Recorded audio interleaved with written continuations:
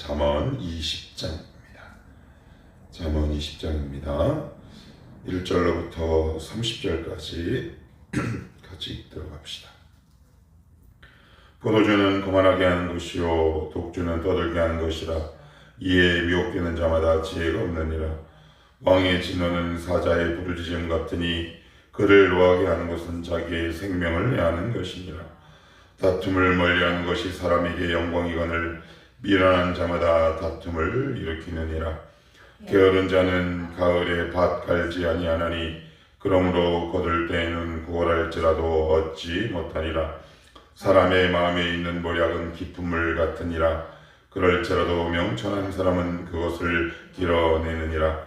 많은 사람이 각기 자기의 인자함을 자랑하나니 충성된 자를 누가 만날 수 있으랴. 온전하게 행하는 자가 의인이라. 그의 후손에게 복이 있느니라. 심판 자리에 앉은 왕은 그의 눈으로 모든 악을 흩어지게 하느니라. 내가 내 마음을 정하게 하였다. 내 죄를 깨끗하게 하였다 할 자가 누구냐. 한결같지 않은 저울추와 한결같지 않은 되는 다 여호와께서 미워하시느니라. 비록 아이라도 자기의 동작으로 자기 품행이 청결한 여부와 정직한 여부를 나타내느니라. 듣는 귀와 보는 눈은 다 여호와께서 지으신 것이니라. 너는 잠자기를 좋아하지 말라. 내가 빈궁하게 될까 두려우니라. 내 눈을 뜨라. 그리하면 양식이 족하리라. 물건을 사는 자가 좋지 못하다 하다가 돌아간 후에는 자랑하느니라. 세상에 금도 있고 진주도 많거니와 지혜로운 입술이 더욱 귀한 보배니라. 타인을 위하여 보증선자의 옷을 취하라. 외인들을 위하여 보증선자는 그의 몸을 볼모 잡을 지니라. 속이고 취한 음식물은 사람에게 맛이 좋은 듯하나 후에는 그의 입에 모래가 가득하게 되리라. 경영은 은은함으로 성취하나니 지략을 베풀고 전쟁을 지니라. 두루다니며 한담하는 자는 남의 비밀을 누설하나니 입술을 벌린 자를 사귀지 말지니라. 자기의 아비나 어미를 저주하는 자는 그의 등불이 흑암 중에 꺼짐을 당하리라. 처음에 속히 잡은 산업은 마침내 복이 되지 아니하느니라. 너는 악을 갚겠다 말하지 말고 여호와를 기다리라. 그가 너를 구원하시리라. 한결같지 않은 저울추는 여호와께서 미워하시는 것이요 속이는 저울은 좋지 못한 것이니라. 사람의 걸음은 여호와로 말미암나니 사람이 어찌 자기의 길을 알 수 있으랴. 함부로 이 물건은 거룩하다 하여 서운하고 그 후에 살피면 그것이 그 사람에게 덫이 되느니라. 지혜로운 왕은 악인들을 기질하며 타작하는 바퀴를 그들 위에 굴리느니라. 사람의 영혼은 여호와의 등불이라. 사람의 깊은 속을 살피느니라. 왕은 인자와 진리로 스스로 보호하고 그의 왕위도 인자함으로 말미암아 견고하리니 젊은 자의 영화는 그의 힘이요 늙은 자의 아름다움은 백발이니라. 상하게 때리는 것이 악을 없이 하나니 매는 사람 속에 깊이 들어가느니라. 아멘. 오늘은 통제력을 상실한 인간이 어떻게 그의 삶이 피폐해져 가는지, 그리고 우리 안에 있는 이 죄로 인한 통제력과 절제 능력이 얼마나 우리의 인생을 가늠하고 양갈래로 나뉘게 하는지 그 신앙적 통찰을 제공하고 있는데, 1절 말씀 보시면 포도주는 거만하게 하는 것이요 독주는 떠들게 하는 것이라. 이에 미혹되는 자마다 지혜가 없다. 그래. 이건 단순히 술의 문제를 이야기하고 있지 않습니다. 무슨 이야기냐? 포도주는 우리 한국적 정서나 관점에서 보면 술이지만 그 당시 이스라엘 공동체에서 포도주는 기쁨을 상징하는 음료였단 말이에요. 그래서 매 식사마다 포도주를 곁들여요. 왜냐하면 그 당시 그 지질에서 수질이 썩 좋지 않았기 때문에 그 물을 가공한 포도주를 물 대신 먹었어요. 그런데 포도주가 독주가 됐다랍니다. 이게 무슨 말일까요? 하나님이 우리에게 주신 통제력을 상실하면 우리가 일상에서 누리는 모든 것들이 독으로 변한다라는 굉장히 중요한 말씀을 하고 있습니다. 어떻게 포도주가 독주여야 합니까? 이 말씀이 우리에게 시사하는 바가 엄청 크죠. 하나님 우리에게 일상의 삶 가운데 주신 다양한 기쁨으로 주신 것들이 굉장히 많이 있습니다. 여러 가지 문명의 이익이 다 모든 것들이 있어요. 그러나 그런 모든 것들이 통제력을 상실하고 하나님의 은혜의 주권과 지배 아래 들어가지 않으면 그것이 결국 나를 해치고 나에게 독이 될 수밖에 없다라고 오늘 성경은 말하고 있습니다. 뭐라고 얘기하느냐면 이렇게 얘기합니다. 포도주는 거만하게 하는 것이요. 여기서 거만하게 하다라는 말은 무슨 말이냐? 조롱하다랍니다. 조롱. 그리고 떠들게 한다라는 것은 통제력을 상실해서 떠들다라는 말입니다. 조절 능력을 상실한 겁니다. 그래서 이것이 포도주인지 독주인지 그 사람 앞에는 분간이 되지 않아요. 그래서 죄의 속성과 특징이 있습니다. 뭐냐? 이 포도주는 기쁨과 일상을 상징한다 그랬습니다. 하나님이 우리의 일상에서 기쁨으로 주시는 모든 것들이 나에게 독처럼 다가옵니다. 근데 이것을 많은 사람들이 납득하지 못하고 그것을 제대로 바라보지 못하게 되는 것이죠. 하나님이 우리에게 기쁨으로 주신 일상의 선물들이 어떤 것들이 있습니까? 휴대폰이 그 가운데 하나고 다양한 문명의 이기가 그 가운데 하나일 겁니다. 그러나 꼭 기억하셔야 합니다. 내가 이것을 지금 통제하고 다스릴 수 있는지 아니면 통제력 밖에 두고 있는지 게임도 그 가운데 하나가 될 수도 있고요.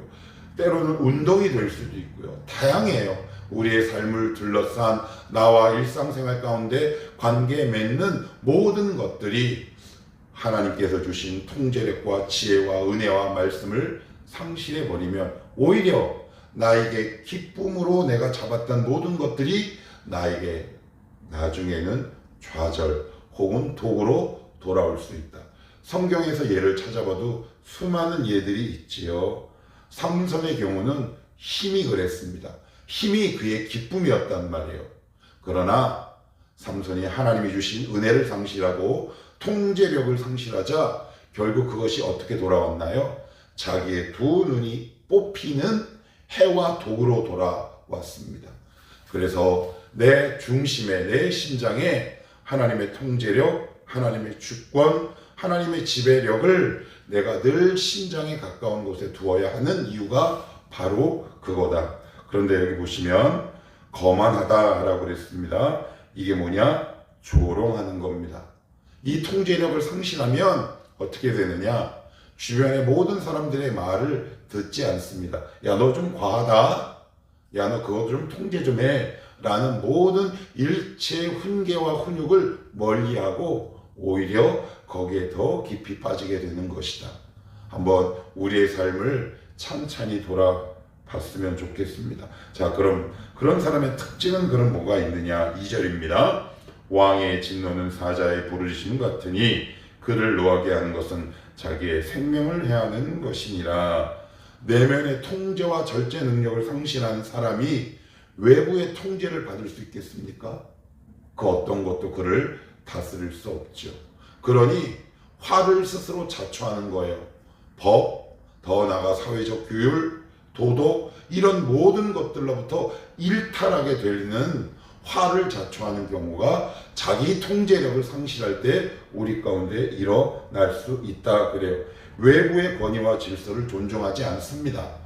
너무나 당연해요. 이미 내면의 질서가 깨지고 통제력과 절제력을 상실한 자가 외부의 권위와 질서를 존중할 수 있겠습니까? 코웃음 치고 콧방구 치는 것이죠. 바로 그 말씀을 하고 있습니다. 3절은 또 이어서 이렇게 얘기합니다. 다툼을 멀리하는 것이 사람에게 영광이거늘 늘 미련한 자마다 다툼을 일으키니라. 너무 당연한 말씀이죠. 그 안에 은혜가 없어요. 통제력이 없으니 이 사람이 가는 곳마다 다툼과 분란이 일어납니다. 여러분이 가는 곳이 과연 피스메이커의 삶을 감당합니까? 아니면 트러블 메이커로 살아가십니까? 어떤 한 가정과 공동체, 어떤 사람이 피스메이커가 되는 사람이 있고 어떤 영혼은 트러블 메이커가 되는 사람이 있다. 가는 곳마다 다툼과 분열을 일으킨다. 그 시작과 출발점은 뭐다? 포도주, 즉 기쁨으로 우리에게 주신 일상의 모든 것들을 내가 통제하는 통제와 절제의 능력을 상실할 때, 조금 더 직관적으로 말씀드리면 하나님의 말씀과 하나님의 은혜와 주권에 의해 그 영혼이 통제당하지 않을 때 우리는 이 통제력과 절제력을 상실해 버립니다. 여러분 지금 삶이 규모가 있습니까? 삶이 지금 어느 정도 절제하며 삶을 살아가고 있습니까? 아니면 지금 지나치게 무언가에 중독되어 있습니까? 어제 설교를 준비하다가 제가 정부기관에 들어가서 2026년 현재 중독 피해 현상을 한번 제가 클릭을 한번 해봤습니다. 그랬더니 우리나라 2026년 3월 현재 10대들의 스마트폰 중독은 43%, 10대들의 도박은 약 50% 가까이가 도박을 해봤다라고 이야기를 합니다. 마약도 그렇고요, 술도 그렇고요, 다양한 중독 현상들이 우리의 삶 가운데 있습니다. 그 가운데 거의 대부분은 하나님이 우리에게 우리의 필요를 위해서 허락하고 주신 거예요. 그 통제력을 누가 상실했습니까? 스마트폰이 인격이 있습니까? 아니죠. 내가 다스려가는 삶이죠. 왜? 우리는 피조물의 으뜸이잖아요. 왜 그것에 우리가 지배를 당하며 살아야 하겠습니까? 자, 그러면 거기에 대한 방법과 피해를 조금 더 이제 구체적으로 이렇게 언급합니다. 4절입니다. 4절 같이 한번 봅니다. 시작. 게으른 자는 가을에 밭 갈지 아니하나니 그러므로 거둘 때에는 구걸할지라도 얻지 못하리라. 그래요. 밭 갈지 않았다. 그래. 영혼의 밭을 갈지 않은 겁니다. 왜요? 게을렀다라고 얘기합니다. 이게 굉장히 치명적인 말입니다. 이 모든 시작은 뭐라고요? 영적인 게으름입니다. 여러분 지금 영적인 소진, 내 신앙의 다운, 물론 사람인지라 그럴 때가 있습니다. 그러나 거의 대부분은 그 가장 근본적인 이유와 원인을 어디에 두고 있다? 게으름이다 라고 얘기합니다. 하나님 저 이거 통제되지 않아요. 그렇게 된 이유와 원인이 있다라고 얘기합니다. 뭐라고요? 영적인 게으름이에요. 말씀을 통해 내 내면을 살펴보지 않은 겁니다. 하나님의 은혜가 내 영혼 깊은 곳에 들어오지 않도록 내가 무언가 막고 저항했다는 또 다른 이야기입니다. 성경은 늘 게으름을 얘기하는데 물리적인 게으름을 말함과 동시에 더 깊은 의미로 신앙의 게으름, 영혼의 게으름, 영적인 게으름을 이야기하고 있다. 내가 지금 영혼이 피폐합니까? 여러분 갑자기 피폐해질 수도 있어요. 아주 드물어요. 엘리야처럼. 그러나 거의 대부분은 스텝 바이 스텝. 이미 예전부터 그것이 누적되고 온 결과를 내가 지금 손으로 수확하고 눈으로 보는 것이죠. 그래서 매일매일의 꾸준한 삶을 통해 내 내면의 깊은 곳을 성찰하지 않는 영적인 게으름은 언젠간 반드시 나에게 나쁜 결과와 열매로 돌아온다. 근데 우리는 그때마다 늘 이렇게 얘기하죠. 하나님 왜 그러셨어요?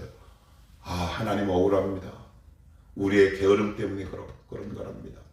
그래서 5절은 이렇게 우리에게 강력하게 고면을 하고 있지요. 사람의 마음에 있는 모략불은 깊은 물 같으니라. 그럴지라도 명철한 사람은 그것을 길어내느니라. 그래요. 깊은 물이죠. 깊은 물. 사람의 마음에 있는 깊은 생각, 그것을 깊은 물에 비유하고 있습니다. 내가 왜 이럴까? 그리고 저 사람은 왜 그럴까? 피상적이고 표피적인 신앙이 아니라 깊이가 있는 신앙입니다. 그러니 나의 삶을 어느 정도 통제할 수 있는 믿음의 실력이 쌓이기 시작하죠. 여러분 믿음의 실력이 어디서부터 나오나요? 내가 지금 어떤 것을, 무엇을 어떻게 절제하고 통제력을 발휘하며 살아가고 있는가에 따라 결정되는 거 아닙니까? 그래서 성경은 오늘 이 마지막으로 24절, 27절에 이렇게 우리에게 대안을 제시합니다. 24절입니다. 사람의 걸음은 여호와로 말미암나니 사람이 어찌 자기의 길을 알 수 있으랴. 27절도 읽습니다. 사람의 영혼은 여호와의 등불이라 사람의 깊은 속을 살피느니라. 우리 보통 이런 한자를 쓰죠. 심연. 여러분, 영혼과 마음에는 친연이 있습니다. 나도 이해하지 못하고 나도 제대로 볼 수 없는 내 내면의 깊은 곳이 있습니다. 그래서 여러분, 이런 경우 있잖아요. 내가 왜 이러지? 나 왜 이런지 잘 모르겠어. 그 왜 그래요? 나도 내가 모르는 마음의 깊은, 내가 왜 이런 행동과 태도로 일관하는지 나도 모르는 부분이 있다는 거예요. 그러나 누구는 안 돼요? 하나님은 안 돼요. 누구는 안 돼요? 말씀은 안 돼요. 그러니 여러분들, 말씀의 우주선을 타고 항해를 이어가셔야 합니다. 여러분, 지구에 있으면 우주의 크기를 알 수 없어요. 우주선을 타야죠. 우리의 마음은 그렇게 넓고 깊단 말이에요.